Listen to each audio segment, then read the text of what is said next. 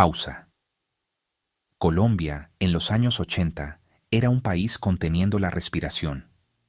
Una nación al borde del precipicio, mirando a un abismo de violencia y miedo. Los carteles de la droga, liderados por figuras como Pablo Escobar, declararon una guerra total contra el Estado. Su poder era inmenso, construido sobre montañas de dinero que corrompían todo lo que tocaban. Los carros bomba se volvieron un sonido aterradoramente común en las calles de Bogotá y de Medellín. Los asesinatos eran un titular diario.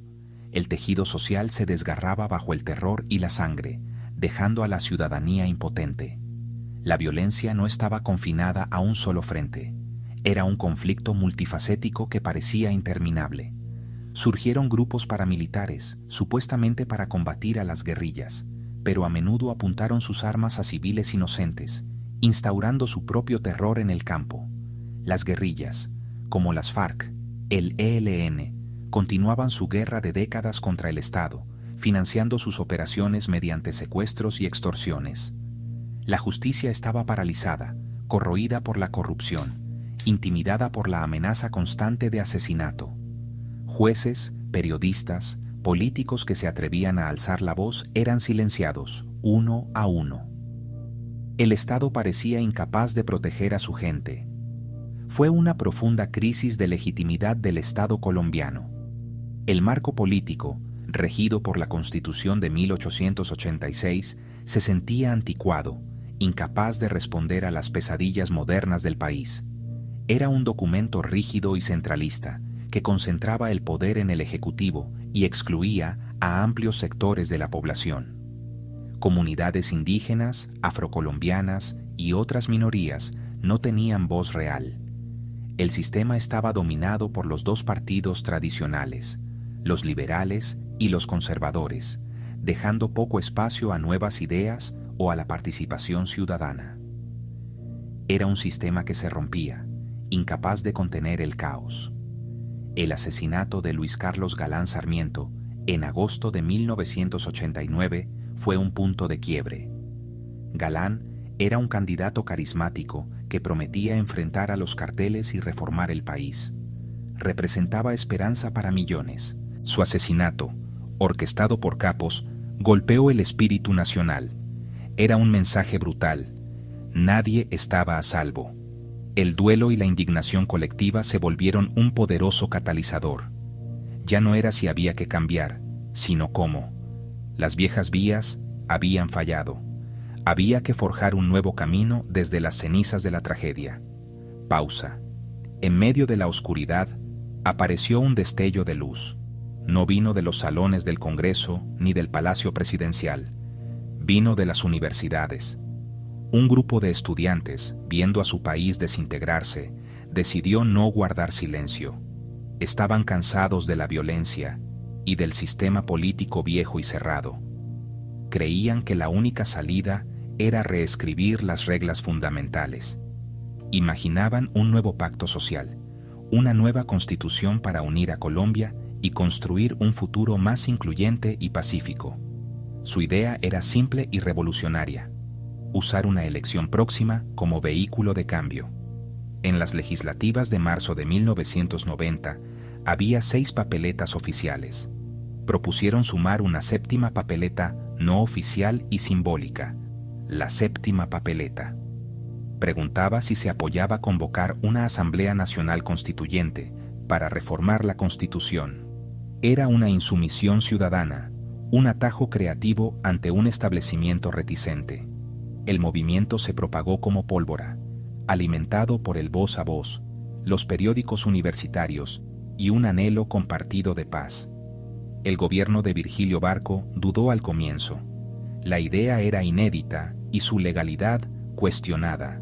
Aún así, el impulso era innegable y capturó la imaginación de un país desesperado por una salida. Ante el apoyo masivo, el gobierno abrazó la iniciativa. La Corte Suprema dio su visto bueno, allanando el camino a una votación formal y oficial.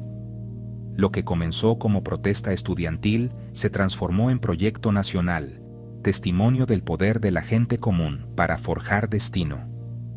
El 27 de mayo de 1990, durante las presidenciales, Colombia votó abrumadoramente por convocar una constituyente.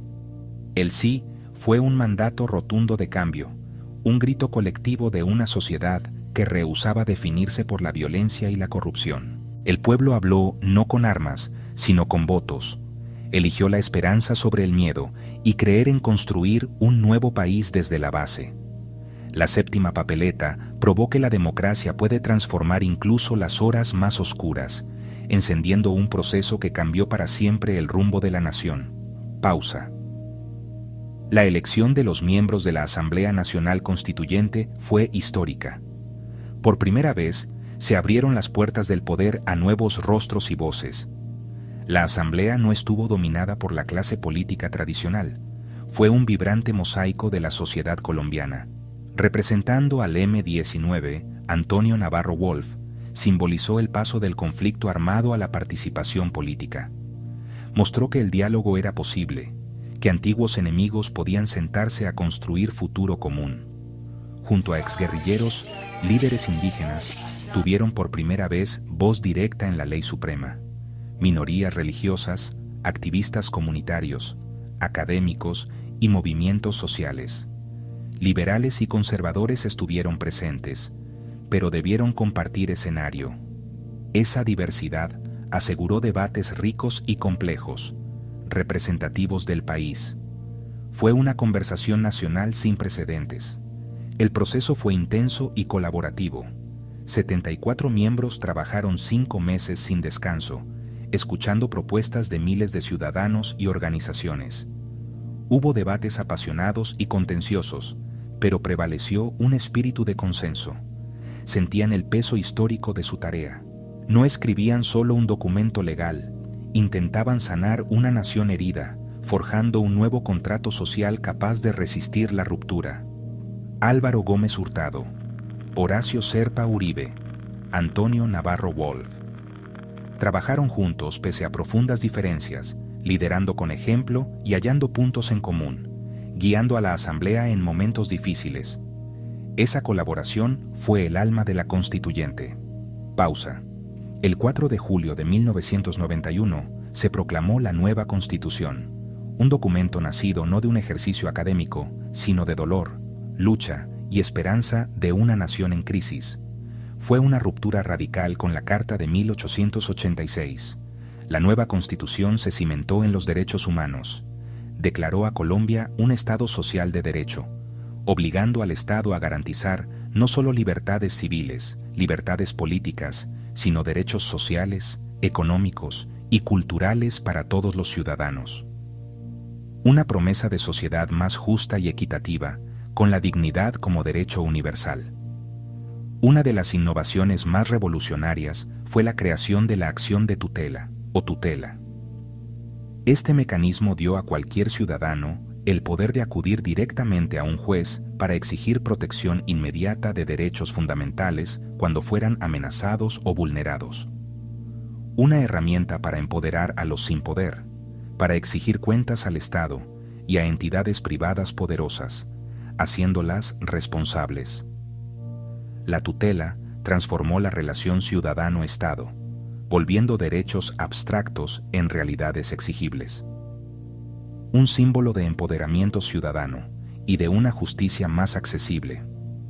La Constitución de 1991 reconoció la identidad multicultural y pluriétnica del país, otorgando derechos y autonomía a pueblos indígenas y a comunidades afrocolombianas, protegiendo territorios, lenguas y culturas. Desmontó el centralismo, transfiriendo poder y recursos a departamentos, municipios, promoviendo desarrollo regional y democracia local. Creó nuevas instituciones, la Corte Constitucional, la Defensoría del Pueblo y una Fiscalía independiente, un plano para una nación más incluyente, descentralizada y democrática. Un recordatorio de que las crisis pueden volverse oportunidades de transformación.